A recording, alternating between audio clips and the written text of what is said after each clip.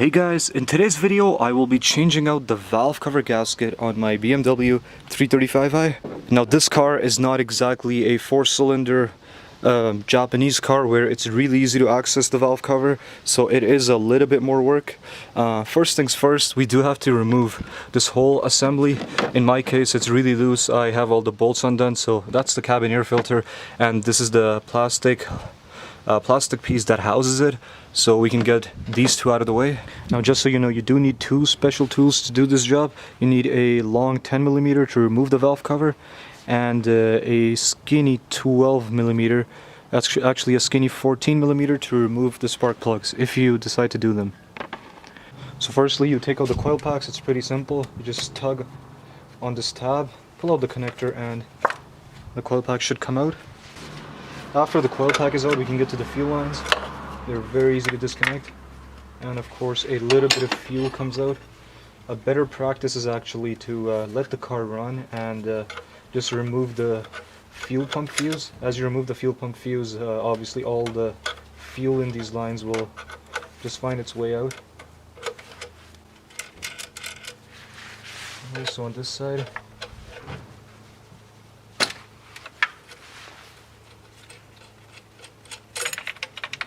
And just as you place them somewhere, just make sure you put them in the same order as you remove them. Now I'm gonna go ahead and do the rest of them. With the fuel lines out, we need to take out 3 of these ground wires. It's the first one, just an 8mm. And to get the fuel injectors out, there is a E10 bolt here. So 2 fuel injectors are held in by 1 bracket each, and the bracket is the one that has the E10 bolt. So there we go. You can remember the positioning of the bracket. It goes in like this and presses in 2 of the injectors. And now we can just pull out. As you can tell, there's a little tab up here. If you just kind of pry it out, the connector should come out. There we go. Similarly here. Now as these two are out, we just repeat the same process for the rest of them. So here's a look at my fuel injectors as they came out. My valve cover absolutely needed to be done because there was this oil surrounding the injectors. As soon as I pulled out each of the injector, oil would just pour over them, so that's why they look really bad. Now this car has about 130,000 miles, and I'm pretty sure the valve cover has never been done. But anyways, moving on now, we have to take out the wiring harness. But before we do that, we might as well take care of this stability bar. I am not 100% sure what it's called, but just take out this bolt and you can kind of move it out of the way. Now this one is a T14. So let's take care of this wiring harness now. Once all the wires are out from the fuel injectors and the coil packs, this should just come off to the side. It's 2 E10 bolts.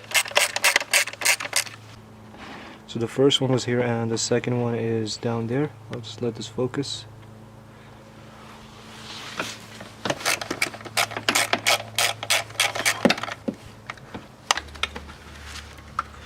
Now the wiring harness is not really in the way anymore. What you can do is you could just take a bungee cord and put it off to the side. Now we can go ahead and get the big fuel line unhooked. Now with this big fuel line out, there are about 4 bolts that run across and they hold the actual fuel line in place. We need to remove those and just kind of get the fuel line out of the way a little bit.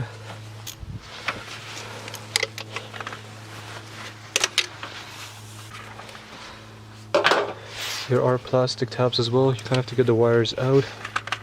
And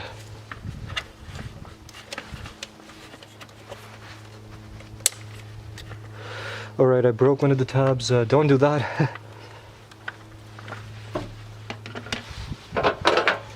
And again, one more bolt in here.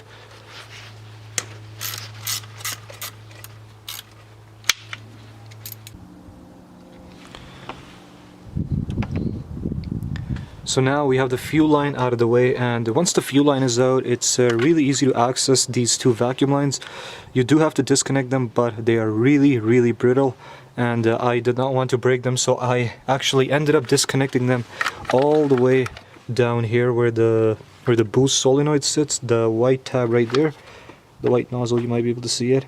It doesn't matter where you disconnect it from, you just have to get it out of the way. And yeah, the boost lines are out of the way, the fuel line is out of the way, and now we can get to the fun part. We can actually take apart all the bolts around the valve cover. So before I get to these E-sized bolts, I want to go ahead and tackle these 3 10mm bolts, and that is what requires a special tool. Now, I had a longer 10mm, it's not exactly a special tool, and as you can see, once you drop it on, there is a little bit of room for you to put your ratchet in, and that's what I ended up doing. They're not super tight, so as long as you have a little bit of force, they should come out. As you can see, the ratchet doesn't sit in all the way, but just a little bit. And that is enough force to loosen it up. And that's all you really need. Now, since the 3 skinny bolts are out, we can get to the fun part. Take out all the bolts around the valve cover. And plus I get to use my gun, which is a lot of fun.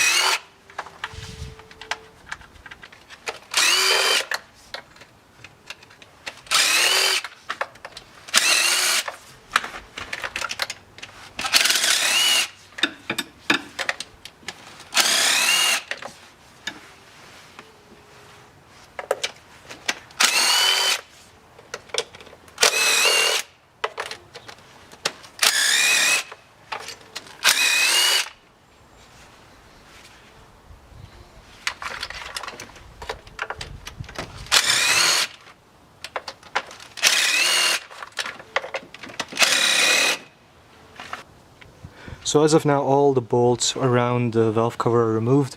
You might be able to see a few of them from here.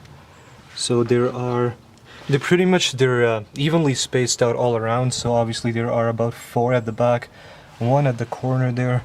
It's kind of hard to see on camera, but it's not too hard to get to them. If you use the right extensions and get at them from the back, shouldn't be too hard. And guys, now we get to the fun part where we pry out the valve cover, because as you might expect, it's completely seized in place. Alright guys, the moment of truth.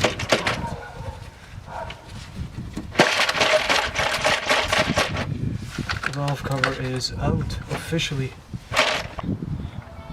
Alright guys, so I took out the valve cover and the new gasket for the valve cover is in. As you can see, you just kind of have to push down every tab around the corners. This way we can make sure the valve cover, the gasket stays in place as you put it on. So just push in all the tabs. Now the other important thing is, I realized if you use a normal 14mm socket, you are able to get this the support bar or tension bar out. If you get that out and bungee cord the wiring harness and everything around it out, as you can tell, you get a lot more room to work with, and that way it becomes easier to kind of put the valve cover back. The slightly challenging part of this job is that as you're trying to put the valve cover back on, the gasket keeps coming off, so you have to make sure you do it slowly, steadily, and try to get the best angle. As you can see, underneath the valve cover itself, the gasket kind of fell down, so we need to pull it out again and try again. So here we go guys, the valve cover is on now. It took a lot of adjusting, playing around with it, and we finally got it on.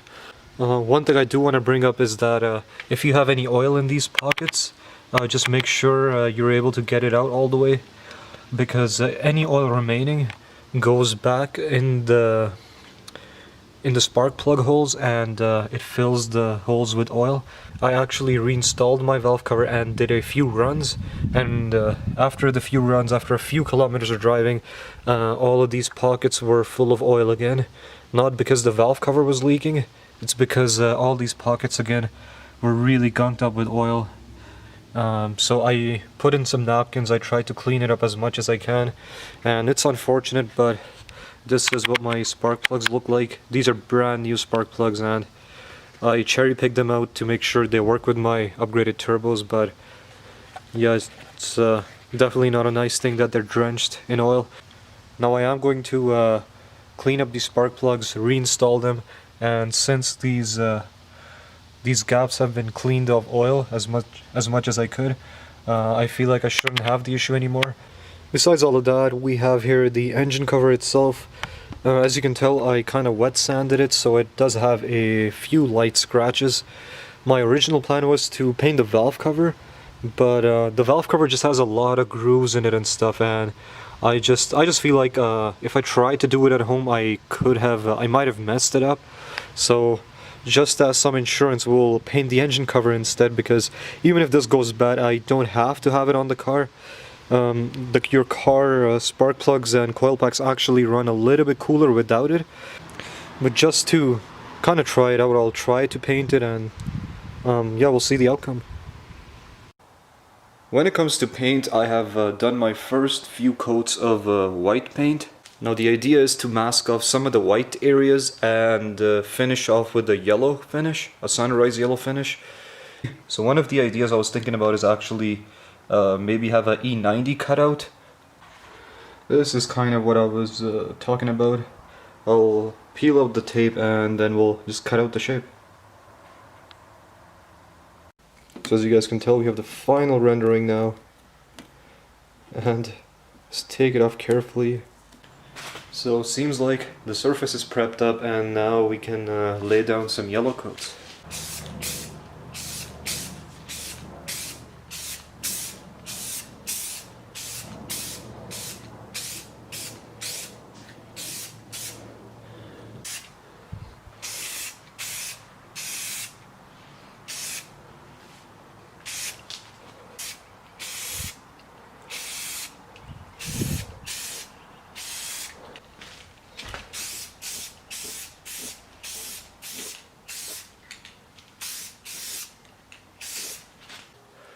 So with all the coats done, we'll start peeling out the masking tape.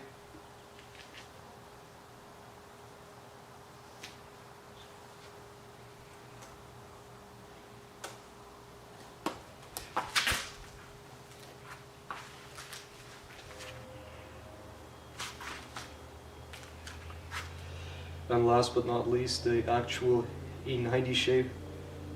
Let's see how this turned out.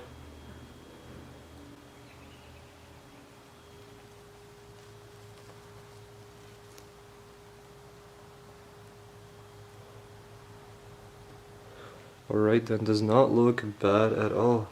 Besides, of course, this part, I'll just add some touch-up paint to fix that. So as you can tell, this is what the final product looks like. Looks pretty cool.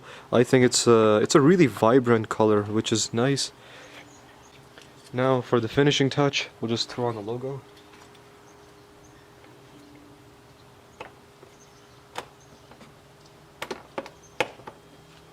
So there we have it. Thanks a lot for watching, guys. Hopefully you liked the video, and please consider subscribing. Take care.